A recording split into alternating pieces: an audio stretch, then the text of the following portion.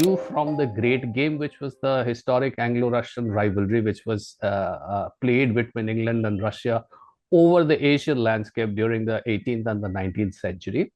And what I have tried to point out is that the same kind of a rivalry, but much magnified in its scope and much magnified in its reach, persists basically still today. If Soviet Union ceases to exist, should there be a requirement for NATO? This was a question which was not answered by anyone, because NATO then became too big for his boots, and NATO had a huge budget, and NATO had a huge advantage, and NATO sort of doubled up as a de facto expansionist arm for European Union, and they wanted more and more access and to bring more and more countries under their control so that they could sell weapons or whatever. And that is where there is this red line which Russia drew in Ukraine, and once that was threatened, Russia stepped into Ukraine. The question that is, why was Pakistan more important than India? Because of the fact that India was already showing signs of this 200 years of colonialism, 200 years of British boots on your shoulder and British boots on your head. India was not exactly the model would-be ally, so to speak. You have to remember that out of the first line of leadership in India, most notably Jawaharlal Nehru, he was a socialist. He was not what you would call a out-and-out capitalist. He was, yes, he was an English socialist. He was trained in England. He was not what you would call a Moscow communist, but he still had his social leanings. And that was one of the reasons which the English people, the English authorities understood was going to be a huge setback for them, because if that entire subcontinent, including Pakistan, becomes independent, eventually when it becomes independent, when the English walk out, then a socialist leaning is going to almost definitely tilt the entire subcontinent into the Soviet Union camp. And you have to remember 30s and 40s when Soviet Union was out on a rampage ki East Asia to humko lena hi hai. You need to develop an objective understanding of the theories and the practices that have ruled global geopolitics. So which means education and historical logics. Okay, which means, for example, partition ka lesson kya tha? What are the core reasons? I mean, we've been hiding behind this Hindu-Muslim thing for a long time. Yes, that is one of the reasons. Why don't we talk about the hardcore reasons? Why Lord Linlithgow came to India and how he molded Mahatma Gandhi and how he managed to do whatever he did, which is this kind of a partition. So my question was, why is Pakistan there? Why is Pakistan not between Delhi and Dhaka? Because that houses the maximum number of Muslims. So ये सब सवाल का जवाब देना है, which means what? Which means building of independent narratives, which is countering Western propaganda, Western ideologies. Which means my last chapter, basically, formation of coalition of United Alliance of Asia, which means that. So as I propose, Russia, China, Iran, India. Hello and welcome to another edition of the GeoInterview. This conversation is based on the book Contours of the Greater Game, Access, Controls, and the Geopolitical Orders. Global geopolitics has always revolved around two core principles, access and control. Institutions like the UN, the IMF, and World Bank, or the alternative blocs such as the SCO and BRICS, even the persistent narrative of West versus the rest, are all different expressions of the same fundamental struggle. Beneath these structures and alliances lie the ambition of competing powers to assert supremacy. This is the greater game. And to unpack more of its intricacies, we have the author of the book, Mr. Arindam Mukherjee, with us. We welcome you, sir. How have you been? Thank you. Thanks for inviting me. I'm great. How are you guys doing? We are wonderful, sir. And thank you so much for coming. Now, first things first, what prompted you to write this book, and why do you use the term greater game? Okay. So the two parts to it. If I were to talk about my prompt, what actually prompted me, it is actually fascination with international politics. Ever since growing up, I used to be a voracious reader of those spy thrillers. I still remember my first spy thriller book was a novel called The Running Blind, written by Desmond Bagley. So that's how it started. And then there were loads of Tintin, and there was this kind of a insatiable attraction towards Tintin and his adventures. And we grew up in a time when there was no internet, there was no Google. So, and it was good in a way because there were loads of unanswered questions which were there. And then finally, and that sort of probably maintained the curiosity. So when Google came in and when Gigapedia came in, we people like me who had carried on that curiosity back from the 80s jumped into it, and we started devouring those PDFs that were freely available. And that sort of moved me deeper and deeper into international history and international politics, which later evolved into the narratives that obscure this, ongoing power struggles between different pillars of the world. About now, to answer your next question about greater game and why am I calling it greater game? Uh, uh, uh, I have sort of taken a cue from the Great Game, which was the historic Anglo-Russian rivalry, which was played between England and Russia over the Asian landscape during the 18th and the 19th century. And what I have tried to point out is that the same kind of a rivalry, but much magnified in its scope and much magnified in its reach, persists basically still today. And the rivalry which was just between an England or a Russia, Imperial England and Imperial Russia, Tsarist Russia, has now sort of mutated, and it has sort of spread, and it makes itself seen and makes itself heard through the different institutions and different ideologies and different kinds of alliances. That is the greater game to me.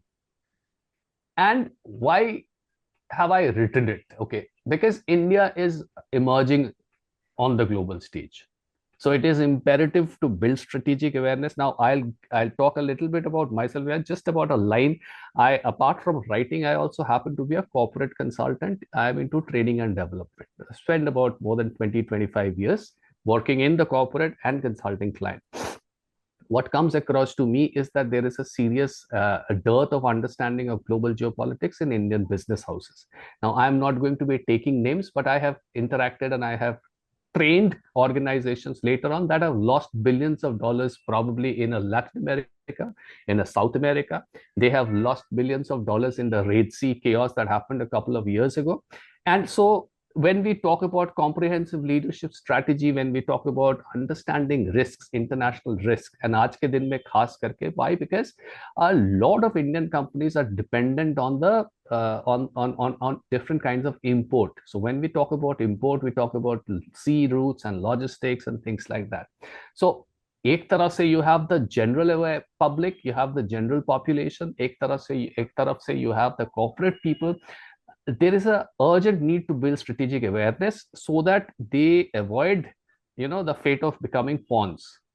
So hence this book, because I wanted to clear the narrative, I wanted to unpack the sort of deeper forces that influence access, that influence control to maintain dominance in the game. And as a result of it, this is the book which you have in front of you. Over to Right, you. sir. Now, it's actually interesting how you have, brought your childhood curiosity and intrigue toward international politics into your field of work and brought out this wonderful book for us. Now, we see you mention in the book different theories propounded by the 20th century strategists and statesmen, right? Now, how are these strategic concepts, such as those of Mackinder or Spikeman, first propounded in the 20th century, relevant in the 21st century geopolitics in an era we call the rules-based world order? They're extremely important. They're vitally important. If I were to use the word, if I could use some more adjective, I would. They are very important because, they're fundamental in a manner of speaking.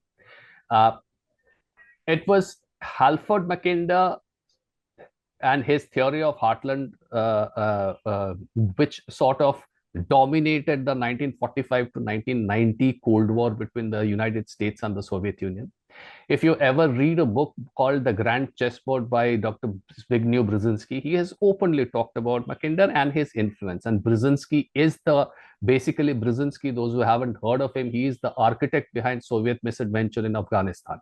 He is the one that sort of planned that whole thing of trapping Soviet Union with the Afghan jihad and things like that, and all that happened in between and all that happened afterwards.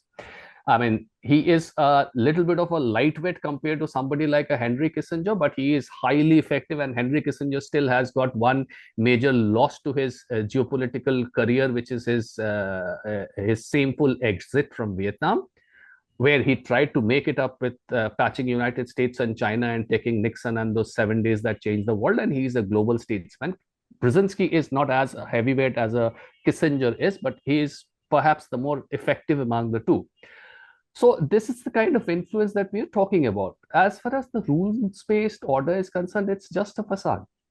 This order is essentially a narrative tool to control the same access wala and the same control wala struggle. I mean, case in point is NATO. It was NATO's rampant expansion post the existence of Soviet Union that has led to the Ukraine war that we face today. Simple question: if Soviet Union ceases to exist, why should there be a requirement for NATO? This was a question which was not answered by anyone, because NATO then became too big for its boots, and NATO had a huge budget, and NATO had a huge advantage, and NATO sort of doubled up as a de facto expansionist arm for European Union, and they wanted more and more access and to bring more and more countries under their control so that they could sell weapons or whatever. And that is where there is this red line which Russia drew in Ukraine, and once that was threatened, Russia stepped into Ukraine. So it is all access and control under the garb of rule-based order. So you see, these ideas haven't vanished. They have, how shall I put it? They have adapted modern concepts. आज के दिन में cyber domain and supply chains and alliances like Quad and AUKUS and I2U2, etc., etc. In an era of multipolarity, yes, a lot of 19th century or 20th century fundamentals as far as access and control probably doesn't apply. But then I am not going to be the one to give up so easily, because Second World War ke baad, there was a time when there was this universal, when Germany got defeated and Europe got divided into two camps: the Western European camp under Marshall Plan and the Eastern European camp under the Soviet Union and all, and Hitler got discredited. There was this tendency to look at geopolitics in a very negative way, to think that, okay, we are ushering the new era. We all saw how that happened in Cold War. When it was only Henry Kissinger, once again, who would use the word geopolitics and who would use access and control, quite unabashedly. Then again, it was 1989-90 when you had the Berlin Wall crumble and Soviet Union coming down, and Francis Fukuyama writing End of History, and so it is going to be a rule-based world order and things like that. Again, we saw what happened. Barely 8 years down, 2008, Soviet Union, Russia under Vladimir Putin moved inside Georgia, and we know what happened.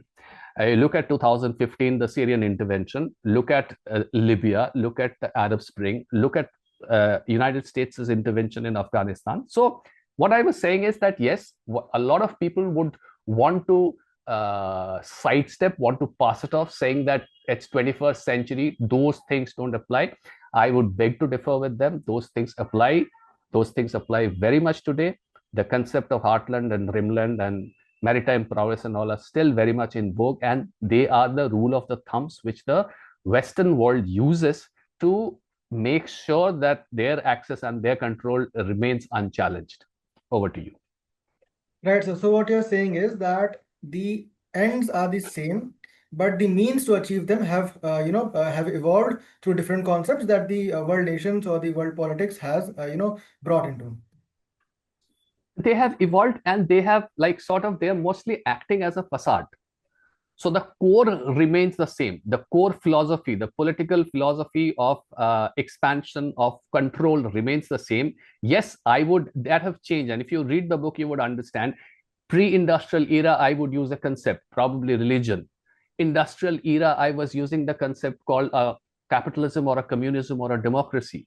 Post-industrial era, when industrial population has all but vanished and you don't have industrial Marxism anymore, I have this concept of cultural Marxism, through which I have ushered in concept like wokeism and gender identity and confusion and all.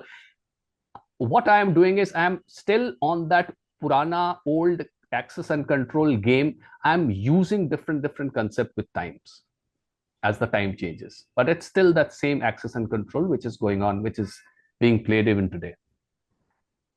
Right, sir. Now, in your expert opinion, you have mentioned how Brzezinski was influenced by, the heartland theory. But I would like to understand more on how did Mackinder, Spikeman, or Mahan influence the real politic outlook of Kissinger and Brzezinski both?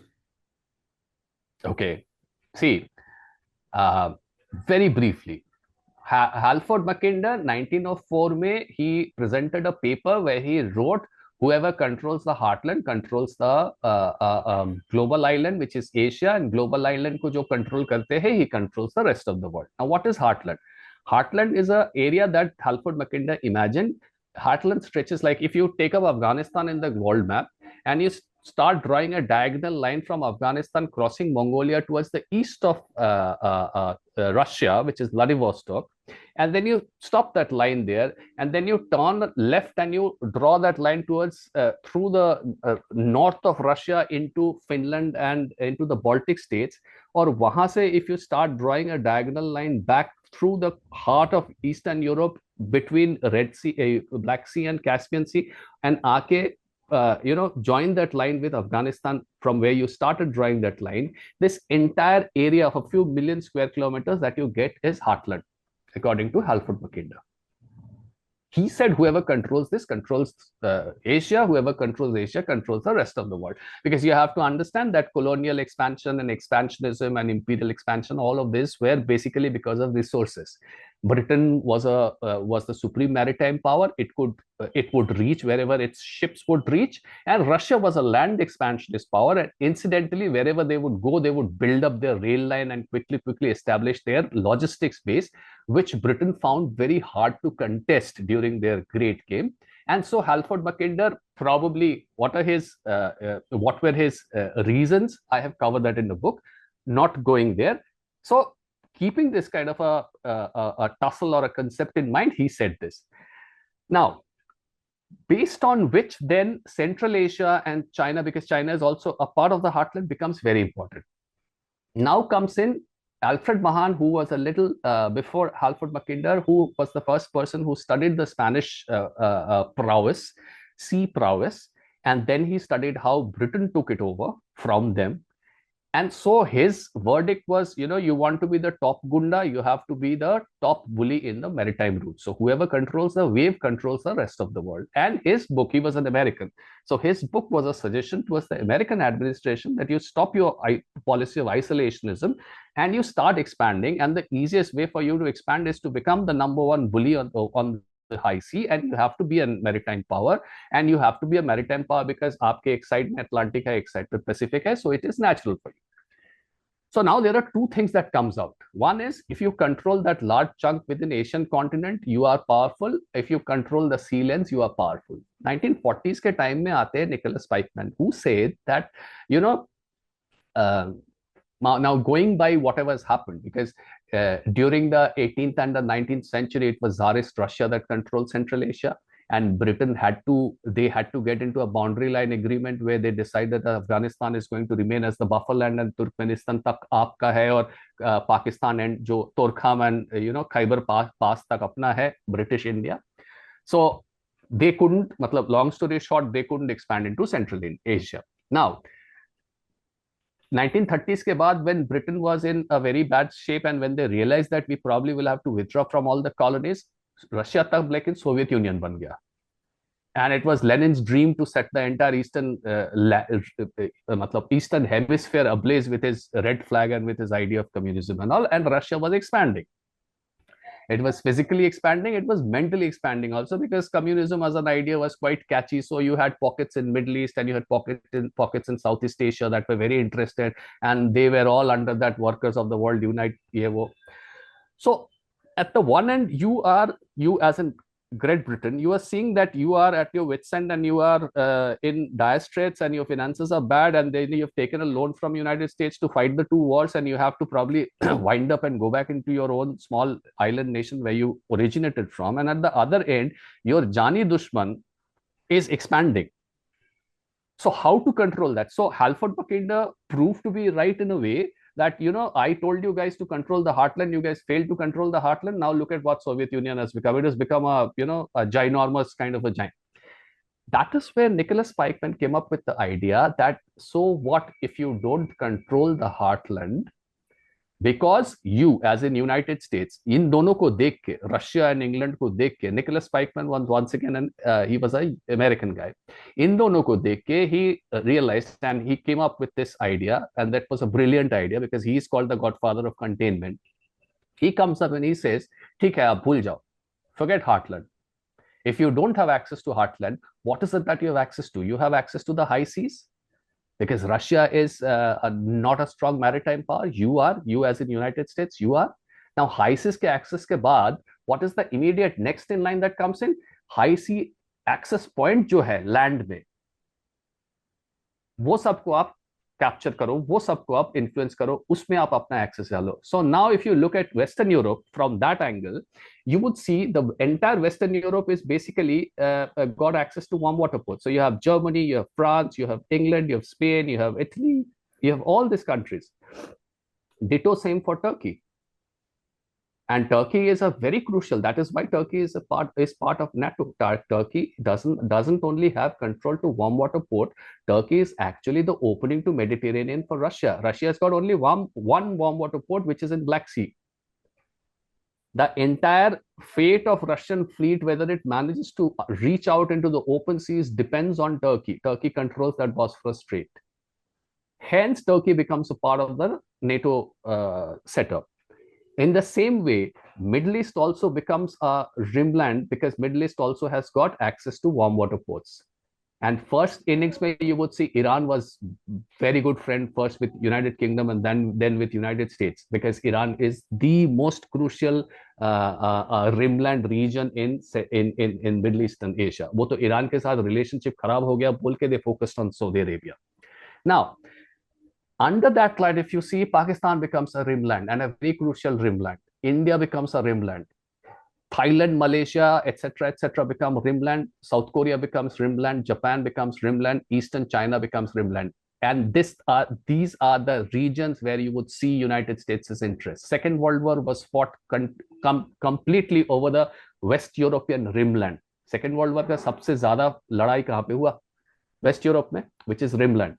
आज के दिन में Turkey is kissing America and kissing Russia at the same time. It's a very crucial rimland country. Today, Iran is on the boil once again. Middle East is permanently on boil. Iran is on the boil once again. It's a rimland state. Pakistan has been terrific friends with United States from the 1950s. It is a rimland region. You have Thailand, which has got fair amount of US influence. You've got Philippines, which has got US influence. You've got Japan, which is basically a vassal. You've got South Korea, which is basically a vassal. So you see Nicholas Spikeman in action. You see if you have not managed to control or have access to heartland, you control rimland. What happens then is heartland stops expanding. So all the American, why am I telling you all of this? Is because all the American, क्या बोलते हैं उसको, the foreign policy guys, the diplomats and the Brzezinskis and the Kissingers of those era and even afterwards, have always had this focus on the fact that, yes, probably in near future, we are going to access Central Asia, but up until then, we need to maintain our control over the rimland region, which is the countries that I just described to you right now. So that is how important it is, and that is how Brzezinski and Kissinger, and they have played all along, because Kissinger was playing in the rimland of Southeast Asia, which is why Thailand, Vietnam and Cambodia comes in. And then when he didn't get that, he took Richard Nixon with him and he went to China. That 7 days that changed the world, and United States and China became best of friends. United States already has Japan and South Korea with them. So you would say, and United States, India के साथ इतना कुछ overtures, इतना कुछ हो रहा है just because they need secured access to Rimland, which is what the game is all about. So 1950s, 1940s के time में Soviet Union was the enemy. Today there is a seriously confused relationship between United States and China. They're too interdependent upon each other, and they're not exactly friends with each other. So United States just wants to make sure that it has control over as much of territory as possible surrounding China, so that they're just preempting the Chinese threat for the future. Over to you. Right. So now again we can conclude that the ends remain the same, but the means to achieve them have evolved. Now, when Britain and Russia had been embroiled in the great game in Central Asia for the past 2 centuries, how do you see Britain making massive geopolitical bets in the subcontinent through Pakistan in the 1940s, right? Why was the idea of a client state such as Pakistan in the subcontinent's northwest so important for Britain? And why did India did not make the cut for that that partner nation in the rimland? Because Pakistan and India were the same country, right? Then why the need Yes. to have a different state than India to secure the northwest? Okay. See, for that, for the details of it, I would ask your readers to please read my book. They would understand exactly what was it, why Soviet Union wanted warm water ports. We probably wouldn't go into that kind of a discussion. The question that is, why was Pakistan more important than this thing, India? Because of the fact that India was already showing signs of this 200 years of colonialism, 200 years of British boots on your shoulder and British boots on your head. India was not exactly the model ally, model would-be ally, so to speak. You have to remember that out of the first line of leadership in India, most notably Jawaharlal Nehru, he was a socialist. He was not what you would call a out and out capitalist. He was, yes, he was an English socialist. He was trained in England. He was not what you would call a Moscow communist, but he still had his social leanings. And that was one of the reasons which the English people, the English authorities understood was going to be a huge setback for them, because if that entire subcontinent, including Pakistan, becomes independent, eventually when it becomes independent, when the English walk out, then a socialist leaning is going to almost definitely tilt the entire subcontinent into the Soviet Union camp. And you have to remember 30s and 40s when Soviet Union was out on a rampage ki East Asia to humko lena hi hai. Now, if a Indian subcontinent goes into the Soviet camp, then if you consult the map, you barely had a thin strip of Wakhan corridor, which was separating Soviet Turkmenistan and Indian Pakistan. And for this discussion, to answer this question, I'm assuming India to be that Akhand India with Pakistan in it. So between India, including Pakistan, and Soviet Union, Soviet Turkmenistan, you just had that thin strip of corridor, which was Wakhan corridor. Soviet Union को अफगानिस्तान से कुछ करना ही नहीं था. They could have just asked for permission to build a corridor through Wakhan corridor into India, and Soviet Union would have had its warm water access. India has got enough and more warm water ports. Now, why does warm water port become important? Warm water port become important because, again, we talk about global trade. Warm water ports become important because then Soviet Union, assuming Soviet Union has access to undivided India, and thus the warm water ports of Karachi, Gwadar, Gujarat, Bombay, Chennai, everything, Soviet Union then is a humongously big entity, or Russia then becomes a humongously big entity with probably the largest concentration of natural resources in the world, which includes hydrocarbon and gas. Okay. And it has got access to warm water port. So it is going to get into a shipbuilding frenzy. And so now you have a traditional 300, 400, 500 years old land expansionist power, which is becoming a sea expansionist power. There would be no stopping them. Right? So then you are looking potentially at a country, or at if they persisted on socialism, the state socialist, then a socialist cluster, or if you're looking only at Russia, then Russia, a country which is probably got the maximum amount of natural resources in the world in terms of concentration, which has got terrific land expansionist history, and which is now becoming a maritime expansionist. So you absolutely don't have competition.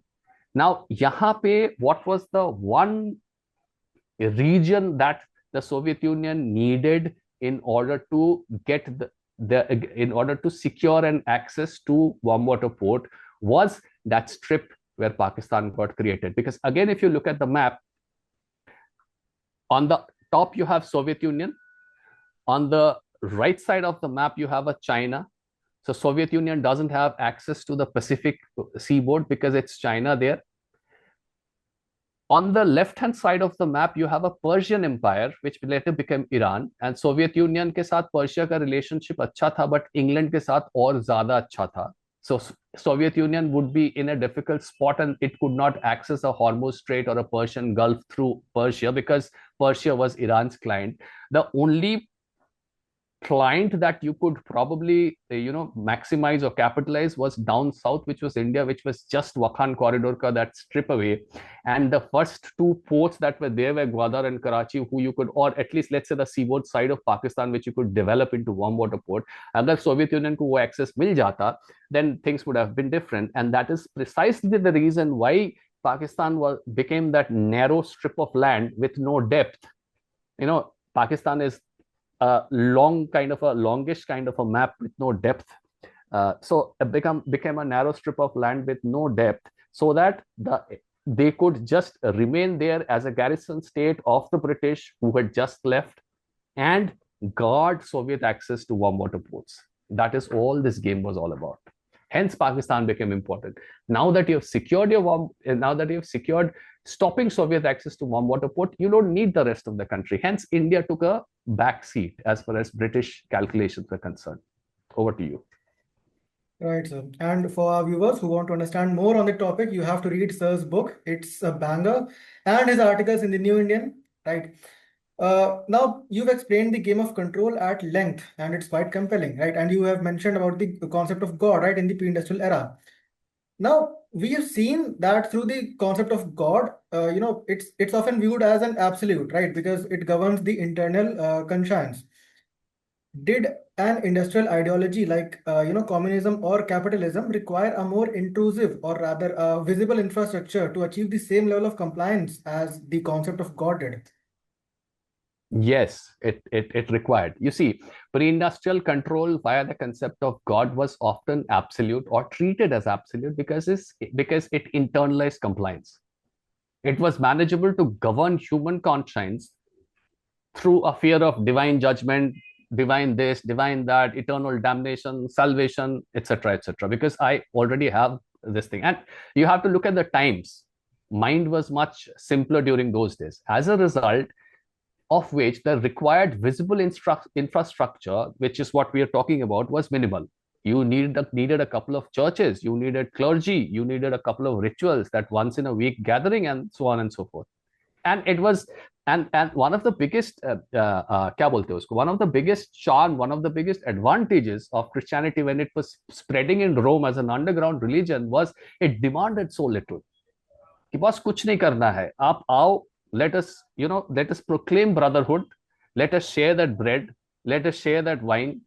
You don't have to have any elaborate rituals. You don't need to go to a temple and pray to a particular god, whether it was Zeus or Athena or whoever. You didn't have to do anything. You just have to come together and just have to spend some time with each other, pray to that one god who you don't see, and treat Jesus as a son, and partake in that ceremony, that ritual, which is like 5-10 minutes, and you be on your own. So one of the biggest charm was its simplicity, which later on, when Christianity became the dominant power in Europe post Rome, then even then it was minimal. Churches and clergies and ritual. Now, contrast that with industrialized ideologies like capitalism or communism. Because first challenge then is, then you are dealing with a set of people who have been praying to God and who've been God fearing. So whether it's one God or multiple God doesn't matter. Who have been God fearing for the let's say past 1,000, 2,000 years, probably even more. And you're presenting godless ideas.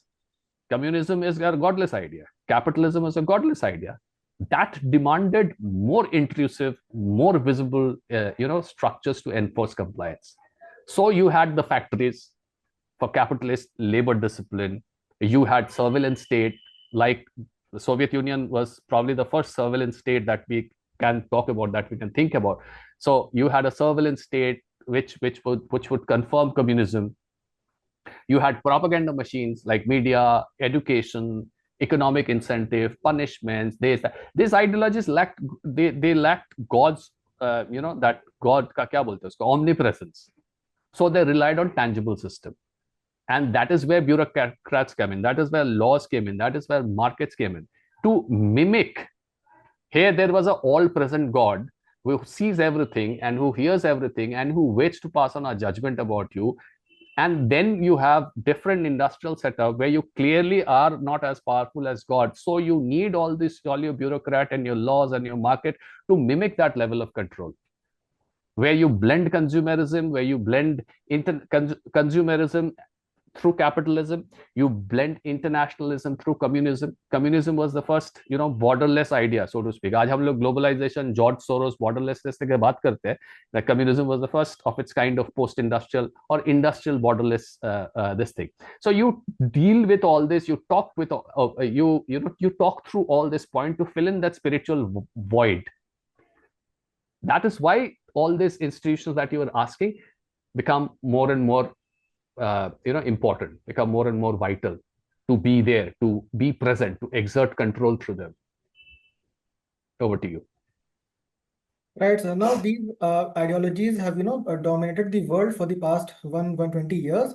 And now, given the current global crisis of faith in these secular ideologies in some parts of the world, do you believe we are moving toward a third plane, or are we seeing, a desperate return to the God-centric mechanism to fill that void? So when you talk about crisis of faith in secular ideologies, you are I'm assuming you mean capitalism's failures or communism's failure, collapse of communism, etc., etc., and in fact also democracy's vote bank politics, which I have written all amply about in this book. Yes, there is a certain section of people that are seeing through this, and hence we are witnessing both. Actually, we are witnessing a desperate return to God-centric mechanism. And we are also seeing a hint of a third plane, which is a fluid, postmodern, hybrid wokeism kind of a thing. Ki main kaun hu, main kahan hu, mujhe kuch nahi malum. So you've got a hardening of identities that actually have taken place. Samuel Huntington would be a wonderful reference point here. Clash of civilization. So at the one side, I would in fact try to expand a little bit more. One line that particularly I found very interesting, which I've mentioned in that book of mine, is also that somewhere in the Middle East, Arab kid or an Arab youth is wearing a Real Madrid tracksuit and drinking a Coke and making a bomb that could blow up some Western building. That sums it up wonderfully. What happened is, during the first phase of globalization very successfully managed to change certain things. The most important was consumer habits. So we all became Barcelona and Real Madrid and started consuming Coke and started visiting McDonald's. But identities remained more or less the same. So a Japanese remained Japanese, and Indian remained Indian, and a Pakistani or a Iranian remained Iranian. That didn't change. Then now comes in the second wave of globalism, which we are seeing, which is coming through borderlessness, and not just that, they have become more intrusive. They are now getting into your identity. They are confusing you. This wave of globalization is even confusing your identity, कि आपको पता ही नहीं कि आप लड़का हो या लड़की हो. Let's talk about that, very crudely speaking. Okay, so there's a gender confusion today. So what they played around was, in the first run, they played around with your with access and control, had access to your country. I'm talking about the colonial era. That is also partial globalization. So I pick up your resources, I go and I do whatever I have to do, and I finish those products and I sell it back to you. So first I access your land, then I access your consumer, your habits, your dietary practices, your your dressing, your everything, your language, the one that we speak. This is all a effect of globalization, right? Now in the third phase, what I'm doing is I'm accessing, I'm like intruding into your mind, and I'm influencing, what to think and how to think. Now at this point in time, when yes, you have a huge number of people that are probably more westernized than they care to think, where they are like painting their hair red and yellow and pretending to be LGBT and doing whatever they are doing. At the one end, you have guys who's, because of this, because of not having answers to so many questions in their mind is rigidifying, and they are going back into their religious folds. A brilliant example in this point is, again, back to Samuel Huntington's book, a brilliant example is Islam. At the one end, when you see all the high flying executives with their laptops and their mobiles and borderless world and this and that, at the other end you would see an ossification, you would see a solidification of religious identity. So you are seeing it happening both way. To answer your question, whether they're moving into a god-centric mechanism or they're like going with the flow, there is a large section which is going with the flow, which is visible in Europe and United States. There is a large section of people that are moving back into god-centric mechanism, which is a large chunk of Islamic population, and a little bit of that rise of nationalism is happening here as well. So Right, sir. Yeah, over to you. Now, you've mentioned the players of this great game in the book, right? In the greater game, actually. Now, were these players working simultaneously, or did one's fall give rise to another? And if yes, then I'd like to know how would that happen? The players of the great game, as I have pointed out, are two. I have pointed out two players over here. There could be another player also hiding somewhere in between these two, as the Order of the Westphalian era, which I did not cover. But yeah, maybe in future we can just have a chat, which we can just have a 1.5 hours chat on the global orders, because it's a huge topic. But if I were to summarize, okay, I have written two players. Let's stick with two players. One is the church, which is the institutional power, and the other one is the nomadic order. Okay, now what did church establish in the world? First, let's understand what did Rome establish in the world. Why is Rome called an order? Though Rome probably did not want to identify itself as a regional order, as a global order, but we call Rome an order, the first order. Why? Because if you follow John Mearsheimer says what makes when somebody asked this question to Mearsheimer, that what makes an international order, one of the points that John Mearsheimer always mentions is institutions. So you build institutions which transnational institutions, which lords over different countries, and not overt lording, but yeah, where countries look up to those institutions, like the way a lot of people look up to United Nations, right? Roman law was one such thing which sort of gave Rome the rank of an order, because Roman law was so aspirational that even countries in Europe today follow the basics of Roman law. So Rome was known to be the finest legal superstructure that ever happened during that era. So if Rome as an institution provided that legal superstructure, what did Christianity provide? Christianity provided that overarching power of the Pope across the different city-states that were there in Europe. And not just in Europe. Before the Great Schism happened, it was before that split between Rome and Byzantine happened, Christianity was literally lording over parts of Africa, North Africa, Middle East, up to Syria, and the Nestorians had even traveled up to China. So they gave that institutional power. And then I talk about the second group, which is the global elite, or the global nomads, I call them. Their power was through trade, finance, and mobility.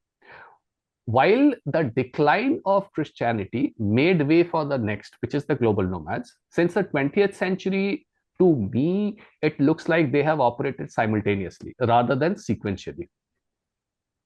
The church built institutional power structure post-Rome. They created a top-down religious order. The nomads, interestingly, during that period thrived. It is not that they were not there. They thrived. They thrived in the fringes. They mastered, not many trades were available to them. They mastered commerce and banking, finance, which was the one that was available to them. Now, historically ironically कुछ भी आप बोलिए interestingly कुछ भी आप बोलिए the church का जो रिजिडिटी था ना that's sort of spurred nomadic adaptability. Church was very rigid over a lot of things. ये करना है ये नहीं करना है. Nomads were absolutely adaptable. They were absolutely flexible. Okay, and later on nomadic financial power that enabled church's expansion. So they were operating simultaneously. And that is why I've taken the example of Game of Thrones. You need money to fight wars. Where do you go to when you need money to fight wars? You go to a bank. Who controls the bank? The nomads control the bank. So this is what was happening simultaneously. Now it was church ka greed to become the god and to become the sole emperor of the world, which led to its fall, and Westphalia happened, and thus modern world set in. And that's a huge discussion, probably best kept for some other day. In modern times, what has happened is now, the global nomads are on top. The church has gotten smarter, and they have once again, Vatican, most notable example, they are once again trying to intertwine themselves into the system, into the nomadic order. The nomads of today are the transnational elites. They influence the Federal Reserve, they influence the NATO, they influence the IMF, GATT, everyone. Church remains. They persist, through their religious ideological control, especially global South. And if you look at the conversions that are happening in India, you would get a fair example. The church is still trying to prove a point कि भाई हम लोग को भी आप team में रखो. We are also converting a large number of people. So why have they? Yes, even though the transnational elites control, they do consider the church as a junior partner in their entire game. And why am I saying this is that the West always uses the phrase Judeo-Christianity to define their core value. They never say, Christianity. They never say Jews. They never say Judaism. They always use the word Judeo-Christianity. So while you have a Rothschild who's a Jew, at the same time you have a Rockefeller who's a Christian. And a lot of such intermixing have taken place, and that is why to define their core values, they always say Judeo-Christian values, and that is your clue. So they are they probably were, competitors to each other at one point in time, but now they have learned to intertwine, and now they have learned to adapt. Over to you. Right, sir. Now, it's actually interesting that you mentioned the Judeo-Christian values, but we see that Islam is absent from them, right? Because all of the three religions have had their origins from one single point, right? And could you please explain why Islam is absent from that core values of Judeo-Christianism? Because, see, it is Europe that has kind of led this modern world, so to say. Industrialization भी वहीं से शुरू हुआ. Industrial, Middle East, there's this strange thing which you must have observed, that all the religions have gone from Asia, but all the ideologies have come from Europe. Okay, so your core religion, like the Abrahamic religion, like is Judaism, Christianity, Islam, all have traveled from Middle East, which is Asia ही पकड़ के चलो आप. लेकिन अगर आप ideas देखोगे, especially the ideas that sort of build themselves up based on industrialization, capitalism, communism, socialism, this, that, libertarianism, all of these ideas have come from Europe. Now, how Europe has managed to do that? It's a lot of Hellenistic tradition, it's a lot of Roman legacy, it's a lot of European Enlightenment, it's a lot of Renaissance, and so it is basically, to cut a long story short, it is the European population that are responsible. उसने जैसे ideologies भी दिए, उसने colonialism भी किया, उसने world war भी किया, उसने वेस्टफेलिया भी किया, सब कुछ किया. And European people are basically a combination of Judeo-Christian guys. So you had the core European settler population, you had the Judaic travelers, and then over a period of time they mixed with each other. Then they created their banking system, their financing and insurance and whatever, created the modern media and academia and everything, which is influenced the world to a large extent. Hence, you always find Judeo-Christianity together. Islam, on the other hand, was showing certain signs of progress, at least where their intellectual pursuits were concerned. and there is this golden era of Islam, golden age of Islam, or something that people keep talking about. Unfortunately, that didn't happen for XYZ reasons, and then they went back to being what they used to be. So there's not been much, how shall I put it? There's not been much intellectual contribution. I mean, a cursory look at the Nobel list and a list of scientific achievement, technological achievement, you would hardly see Islamic names. That's the reason why you don't see their names. That's the reason why, despite being there as a major force, as a major social force for the last 1700 years, a huge chunk of Middle East, North Africa, 56, 57 odd countries, they are now populating Europe these days. You wouldn't see there too much of contribution as far as progress in the world is concerned. Hence, you find this Judeo-Christianity being used as a as a clubbed word without Islam being present there. Over to you. Right, so I think the closest Islam came to being a member or the player in this greater game was during the Ottoman rule in Turkey. Right. Now, Yes. in your book, and thanks to you, we have understood the nature of the players of this greater game. For our viewers, could you please explain in what manner and to what depths do these players affect you and me through their gambit? Okay. They affect everyday life actually in profound manners and in this. मैंने आपको शुरू में बोला था कि I gave two examples. So corporate में, if I were to go back into my core profession as a trainer and as a consultant, as a geopolitical consultant, now they are looking up at us. Now, very recently, in the past 1 year, they have realized that, there exists such a thing called international politics, and we have to be a little this thing of that. We have to pay a little attention to that.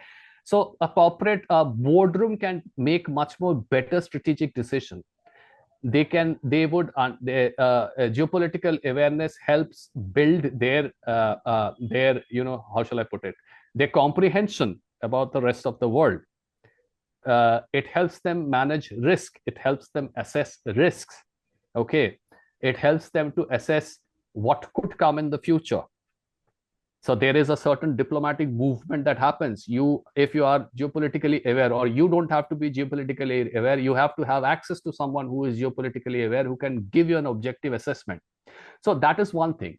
The second thing is that, as I said, with India coming of age, we see a lot of interest, a lot of online chatter, a lot of YouTube channels and digital media presence, and a lot of talks and chat shows going on.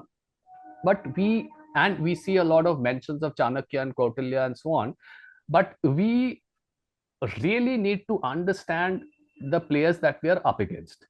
Now, to understand the players that we are up against, we need to understand their operating philosophies, which is the reason why I made this book a little completely Eurocentric. Because जब तक हम लोग नहीं समझेंगे मैकेंडर, स्वाइकमैन, Kissinger, ब्रिजेंस्की ये सब क्या है, जब तक हम लोग नहीं समझेंगे कि पिछले 200-300 साल से क्या करते हुए आ रहे हैं, and what is the core philosophy behind whatever they are doing, no matter how much ever of Kautilya or Chanakya I know, I would not be able to form my defenses. That's one thing. That's the second thing, basically.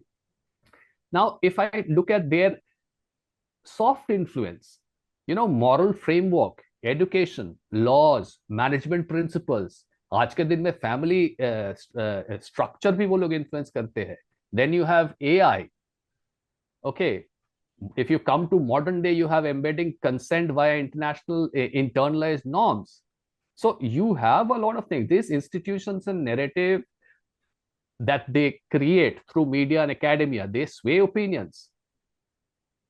Okay, you can think of political ideologies. You can think of either I love a particular leader, or I hate a particular leader, or I love A and I hate B, I love B, I hate A, and things like that, which is happening in today's world, in today's India.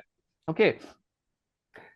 So these are all, like, today we are wearing whatever we are wearing Western wear. We are speaking in a language which is Western. We have probably gone to a college that has been influenced by Western thoughts. During the time I was growing up, we went to a school which was like, ghanti bajne se the first period and the second period and the last period, etc. would happen, which is like industrial way of keeping you under control. So our thought process, our moral framework, our education, our dressing, our way of speaking, our probably going to a pub during the weekend also is controlled. So this is the extent of control, this is the extent that they affect us.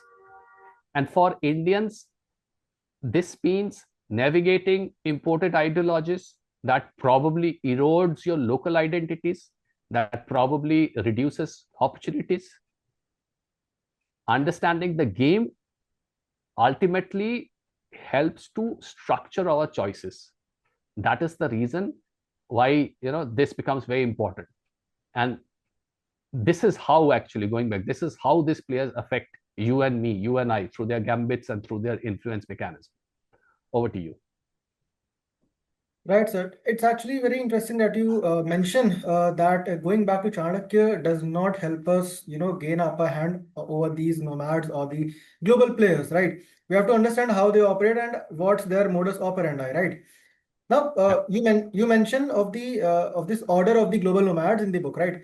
How has that order come to shape or reshape our world for whatever good or worse? Like, can you chart a timeline of some events which could, help us understand their control? Okay.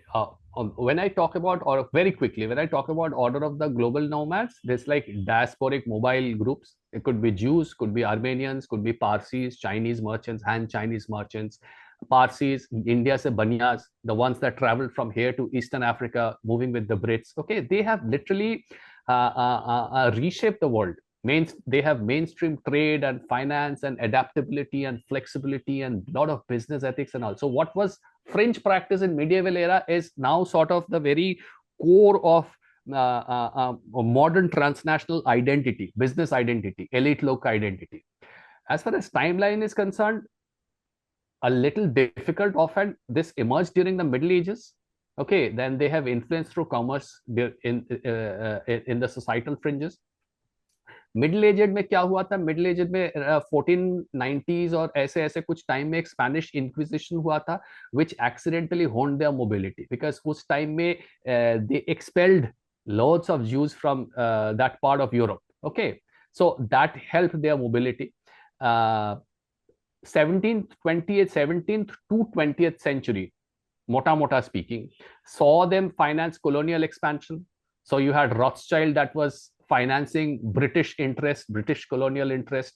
You had Rothschild and Sassoon that were farming opium to push them into China, and HSBC was acting as the money laundering station. So this entire colonial expansion during this 300 years was financed by these people. Literally all the wars, the drug trades and everything. World War, to a large extent, Russian Revolution, so the Bolshevik Revolution was financed by them. Jacob Schiff actually put in the money. So you had that kind of a thing. So 17th to 20th century, you had them financing everything, every side, both sides. दोस्त को भी पैसा दे रहे हैं, दुश्मन को भी पैसा दे रहे हैं, दोनों को लड़ा रहे हैं. 20th century, when we come quickly into the 20th century saw them usher in the globalization, which is again the global nomads, which essentially erodes everything. Globalization erodes borders and identities and everything. I mean, just a huge blob called Earth, and a lot of people who are all consumers. Okay, no idea. It's a huge fluid kind of a system. As I was saying, that they have driven innovation and they have driven connectivity and understanding of the world. एक बहुत अच्छा चीज है. They have been responsible. Globalization on steroid has been responsible for the stoppage of wars. There has not been a major loss of lives since the Second World War. And Second World War, First World War को club करके, Hitler's Holocaust को club करके, Stalin's Gulag and purges को club करके, I don't know how many billions of people probably lost their lives. That kind of a scale of loss of lives has not happened. That is one a good thing. For talk about the negatives, long-term financial inequality. That is a terrible negative that has happened. The middle class, which was the hallmark of industrial revolution, in post-industrial era has almost disappeared. So you have extreme inequality. You have that 1% and you have that 99%. Then the other thing is cultural homogenization. You have a large blob of people with no identity, that colorful mix, which used to be called melting pot is not there. Now, melting pot is also a kind of a different tragedy, which we can talk about sometimes in the future. Organization ho gaya hai. Today, they continue to sort of push for liquid modernity, pushing borderlessness, pushing identity, lack of identity, pushing nation states, pushing nation states into becoming weaker and weaker, which is visible in European Union. आज के दिन में European Union का member states जो है, they have zero international power. They probably exert some amount of political power amongst their mass, but then again, their democracy and their votes become immaterial, because whoever wins doesn't have a choice but to follow what the European Union ka elites, the European Commission, what they guide, what they ask them to. So there's been a lot of a reduction in power, which essentially means there has been a lot of reduction of power for the population at large also. So they have pushed financial equality, they have pushed cultural homogenization, they have pushed borderlessness, they have blurred identity, they have reduced your power, they have reduced your financial window to nahi bolenge, they have reduced your financial capability also. Middle class has disappeared. So these are some of the pluses and the minuses that we can talk about as far as global orders, order of the global nomads is concerned. Right, so that's actually very well explained, and our viewers would understand much from that and much more from your book. Now, we've talked about the concept, we've talked about the players of this greater game, we've talked about the impact and their access and their control. Now, is there a way that some of the societies which might not be completely under the sway of the order can take charge of their destinies by standing up to become a player of this greater game themselves? Yes, there is actually, and a couple of societies are trying to do that. Russia is one. Iran, despite that horrible regime which is there in power, is one which is trying to do that, which is not, which is sort of trying to remain out of the ambits of the West. China has done that to a large extent, actually. Societies not fully under the sway of global nomads, how can they sort of reclaim? How can they become players? First is it starts with geopolitical awareness. India में ना क्या है? India में it would mean you have to overcome the illiteracy about access control wala dynamics. There is a lot of circumambulation which is going on thanks to YouTube channels and all. People are very interested, but the thing is that you need to develop an objective understanding of the theories and the practices that have ruled global geopolitics. So which means education and historical logics. Okay, which means, for example, partition ka lesson kya tha? What are the core reasons? I mean, we've been hiding behind this Hindu-Muslim thing for a long time. Yes, that is one of the reasons. Why don't we talk about the hardcore reasons? Why Lord Linlithgow came to India and how he molded Mahatma Gandhi and how he managed to do whatever he did, which is this kind of a partition. So my question was, why is Pakistan there? Why is Pakistan not between Delhi and Dhaka? Because that housed the maximum number of Muslims. So ये सब सवाल का जवाब देना है, which means what? Which means building of independent narratives, which is countering Western propaganda, Western ideologies. Which means my last chapter, basically, formation of coalition of United Alliance of Asia, which means that. So as I propose, Russia, China, Iran, India. Okay. Another thing, for the state, it means soft power leverage alongside hard asset. अभी एक पेट पीव ये मेरा भी है. आपने बहुत soft power exert किया बांग्लादेश के ऊपर, बहुत आपका सॉफ्ट अपील था, गुडविल था, एवरीथिंग था. The moment Hasina disappeared, entire Bangladesh turned against you. So what good is your soft power of 50 years if you can't capitalize on that? So that is not soft power. That is self-righteousness. You're pretending to be good, you're pretending to be moral, but the face of it, it is not getting you anything. So soft power is no good until and unless you create certain leverage out of it and you extract that leverage. So which means what? That as far as the state is concerned, you need to learn to leverage your soft power. Hard power to theek hai, soft power ko bhi karna padta hai. Okay. This then means working towards national interest, clear national interest, secure your border. You've got a porous border with Bangladesh for so many, scores of years, and probably nobody has done anything about it. Which means invest in education, which means you need to create a counter narrative also as far as propaganda is concerned. Okay, but most importantly, it means you need to pivot decisively. You either embrace XYZ or you accept challenge XYZ. जो भी है, you either tilt to the side of the West or you tilt to the side of the multipolar world order, whatever that is, and work on that. India has been a pivot state for too long a period of time. Pivot state can shift balances, but pivot state rehna is very difficult. We have seen what Pakistan wanted to play up the pivot state. It was in the United States camp for a long period of time. Then it shifted to China's camp for a long period of time.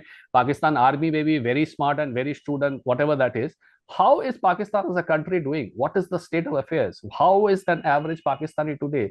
खाने के लिए पैसा नहीं है, electricity नहीं है, industries have gone down the drain. There are 5 wars that are happening. There's a rebellion every day, everywhere you care to look. There is masjid attack and terror attacks. Is that the sign of a good country? You remain pivot for too long, you overplay your hand, there is a problem. So you have to sort of make a choice, basically. And finally, you have to build public awareness to turn from a spectator in the greater game to be someone that kind of has a little, even if it is a little role to play to shape the greater game in some way. Over to you.